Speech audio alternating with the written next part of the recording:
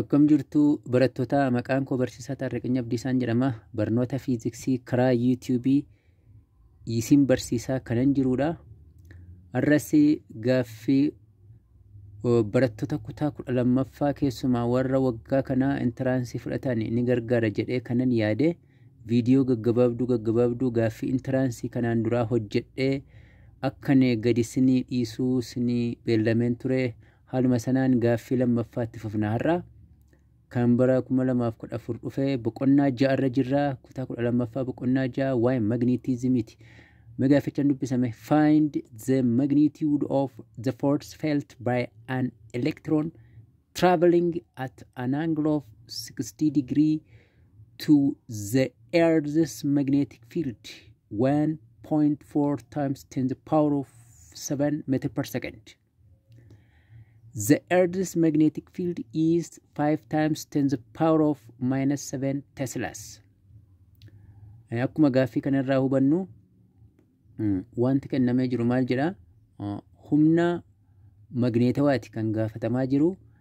Elektiroonii chaarjii ofte tokkotu magnetic fieldii keessa fiigaa jirti. Saffisa isheen ittiin fiigaa jirtu kunoo nuu kennee jira. 1.4 times 10 to the power of 7 meter per second dha. Magnetic field yookaan dirree magneetii elektirooniin kun keessa fiigaa jirtu immoo 5 times 10 to the power of minus 7 Tesla nuu kennee jira. Chargiin fiigaa jiru sun immoo elektirooniidha waan ta'eef charge of electron chargii elektiroonii nuu kennamaadha. Kunooti 1.9 times 10 to the power of minus 19 coulomb. Amma gaaffii nuti gaafatamnee jirru humna magneetawaa naannawaa chargii fiigaa jirtu kana irratti aakti godhu nu gaafatee jechuudha. Charge of electroniin jira. Speed of electroniin kunooti. Magnetic fieldiin kunooti. Gaaffiin gaafatamaa jiru yookaan barbaadamaan keenya eewudha jechuudha. Force yookaan humna magneetawaa jechuudha. Humna magneetawaa naannawaa chargii kana yookaan chargiin kun ittiin muuf ta'ee jiru. Gaaffiin kana deebisuudhaaf yookaan barbaadamaa kana deebisuudhaaf foormula nuti itti fayyadamnu yookaan immoo for a moving charge fiigicharra jirtu tokko humna ishee irratti apply ta'e jiru ittiin argachuudhaaf foormulaan nu gargaaru kunooti. Yeroo darbe baranneerra force is equals to charge multiplied by velocity or speed multiplied by magnetic field times sin theta. Kun foormulaa barbaadamaa keenyaaf ta'udha jechuudha. Sin kofii angle yookaan kofii velocity fi magnetic field gidduu jiru kuni degree 90 akkuma nu kenname jiru. Sinin degree 90 tun ta'in degree 60.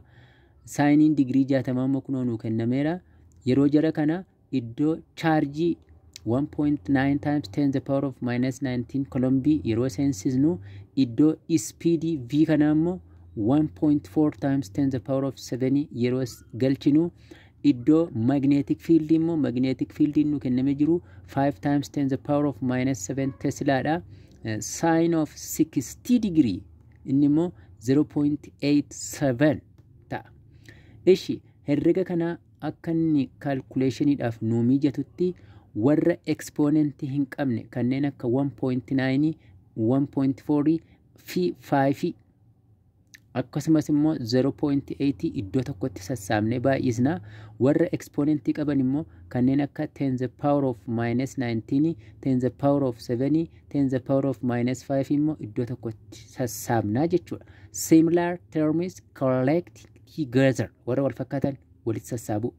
Ishi warra exponentii hin qabne kana yeroo baay'isnu 1.9 times 1.4 times 5 times 0.87 meeqa arganna?